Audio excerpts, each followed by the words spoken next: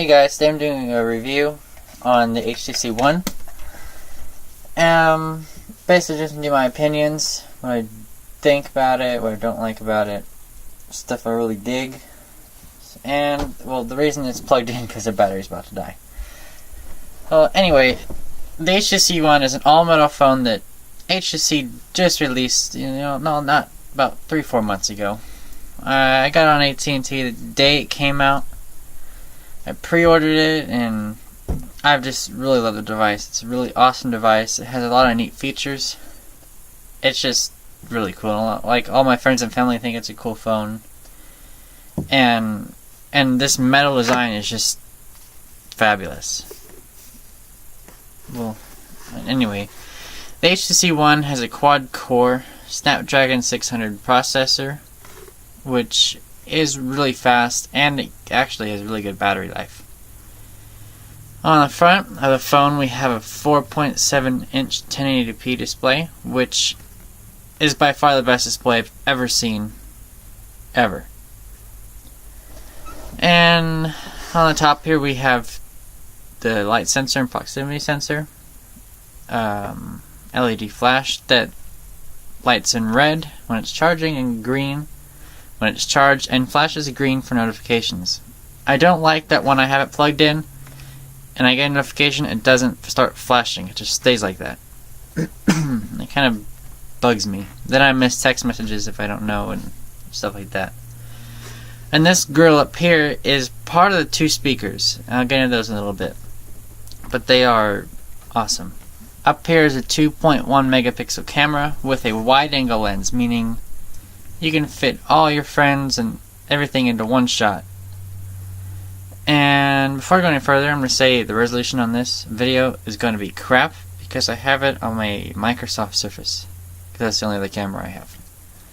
But anyway, down here you have another set of speaker, I should say. Got a back button, an HTC logo, and a home button. The HTC logo does nothing. Nothing. It's just decoration. That you can root it and do stuff and make it a menu button, which I've done that before. It's kind of weird. And depending on if you have the new 4.2.2, I think one of these two buttons you can use as a menu button.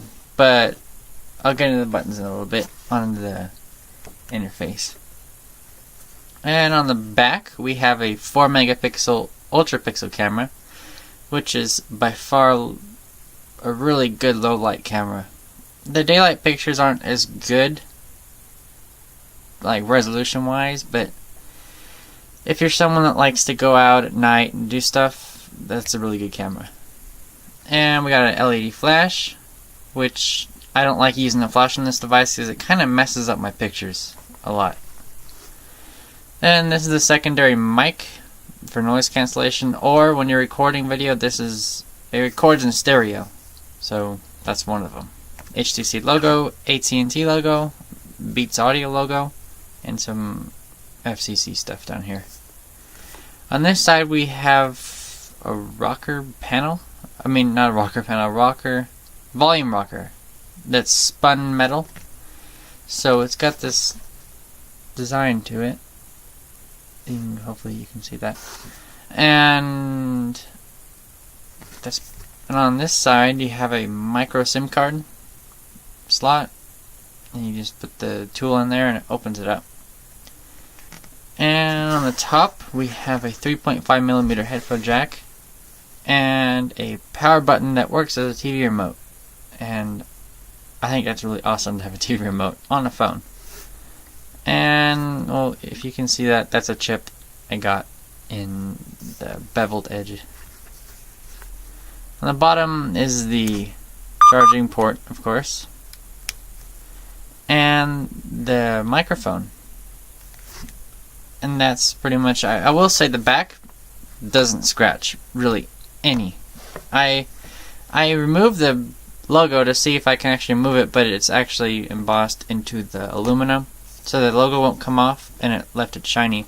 I used a razor, like a X-Acto knife, and was just doing this really fast, and no scratches. The only thing that scratches on the back, this has a few scratches and scuffs on it, the Beats logo.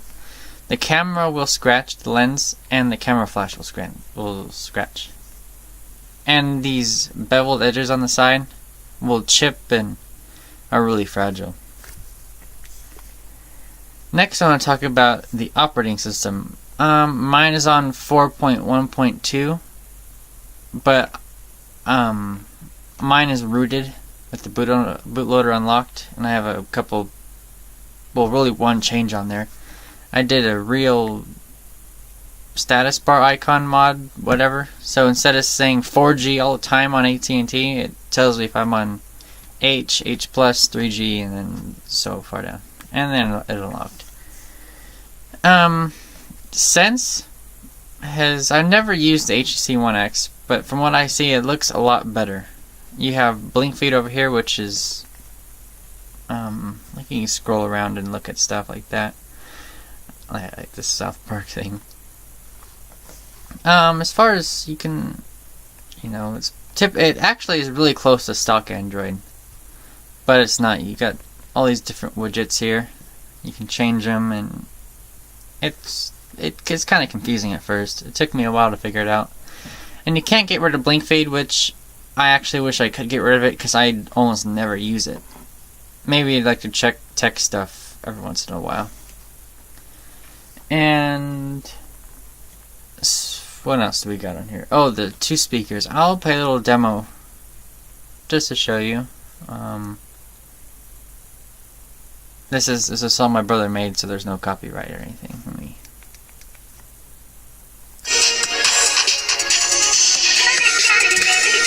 They do sound really amazing.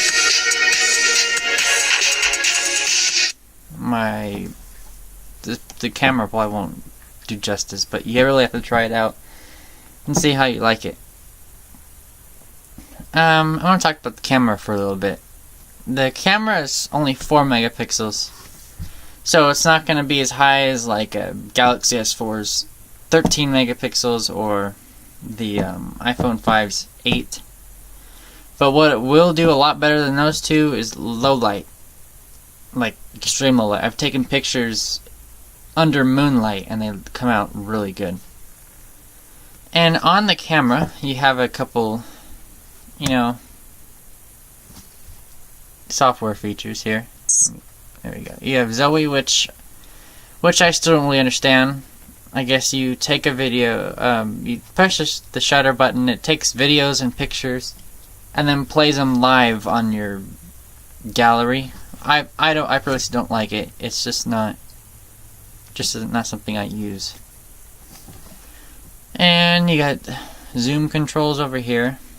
That button takes you to your gallery, take pictures, and you can just hold it and I can take like 99 pictures. And over here we have the filters, kind of like an Instagram-ish thing. Don't know what to call it. Over here is flash, but mine's off because my battery is going to die. You got scene modes. I don't really ever use those. You can switch between the front and the main camera.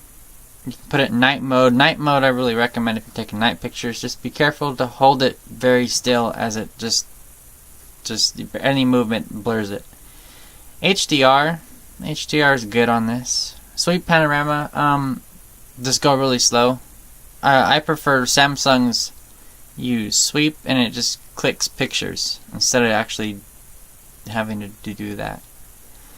Next you got the video capture modes. I'll talk about those. You got normal, which shoots at 1080p at 30 frames per second. Slow motion video, which I'm not really sure with the resolution. I think it's like 768 or something. At about, I don't know, really high frame, and it plays it really good. Fast HD is 720p at 60 frames per second.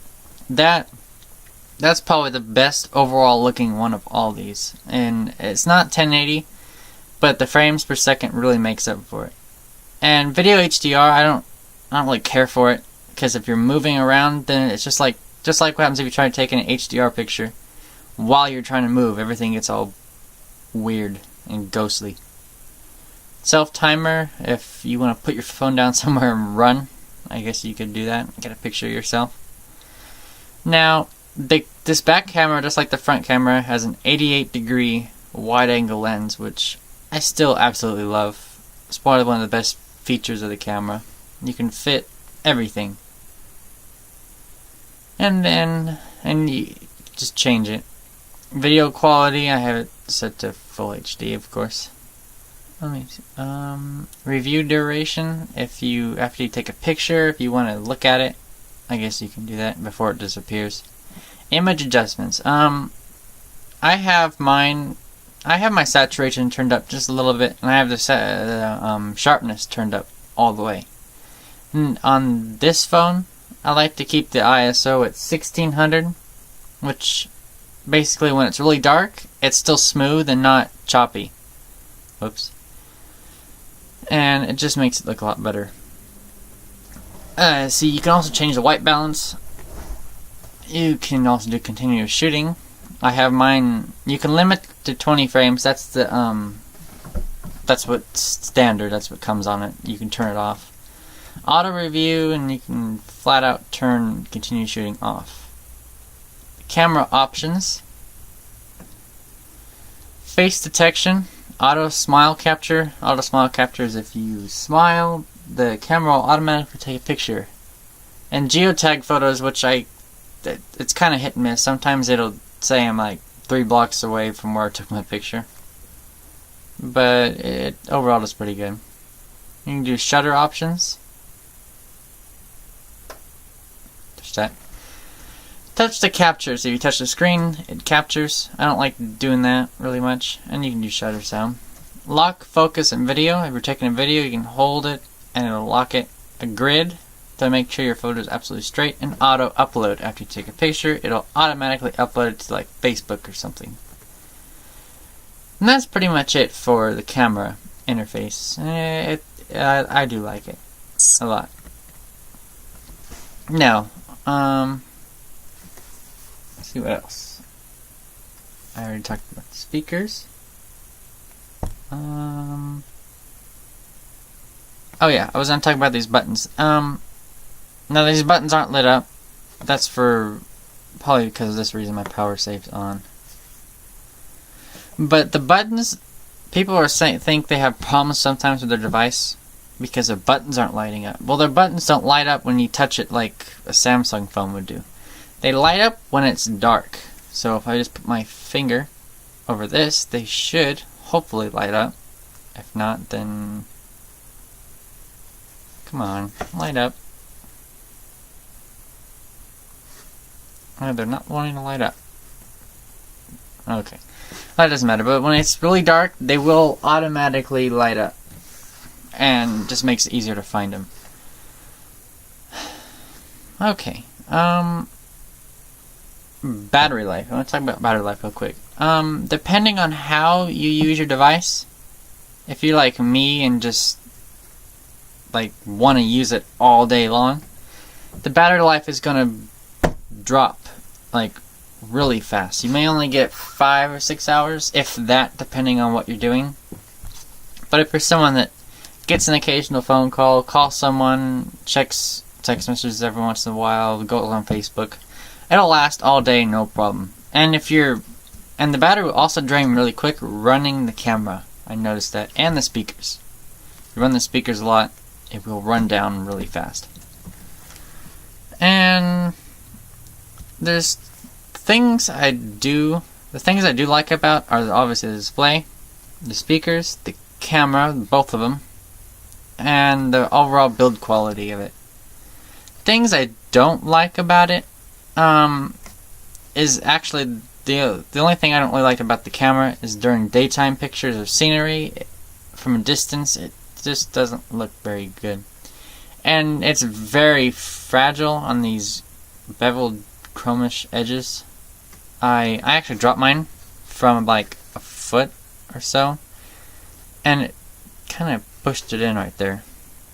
So, I mean, it's just pretty fragile. I recommend getting a case, which I have one, but just don't like putting a case on such a beautiful device like this. And on the display, it scratches really easy. Every Gorilla Glass device I've had, Gorilla Glass 2 I should say, the screen scratches beyond easily. I can scratch it in my pockets. It's just, I don't know why. I don't know if it's something they all do, but the 4 Galaxy S3s I had, my Microsoft Surface, and this device, and the Galaxy Note, they just aren't very good. They just scratch too easy. And that's really all I gotta say on my opinions of this device. I think there's something else I was gonna say. I guess not. But if you have any comments, questions, just let me know. Like, subscribe, all that. Really, really, really cool stuff. All that stuff really helps me out a lot. And I was going to do a video on how to unlock it with the codes the AT&T gave me, but I lost them. So don't know what to say about that. But anyway, thanks for watching. Again, please like, subscribe, comment. If there's anything I did wrong, just let me know. Thanks for watching.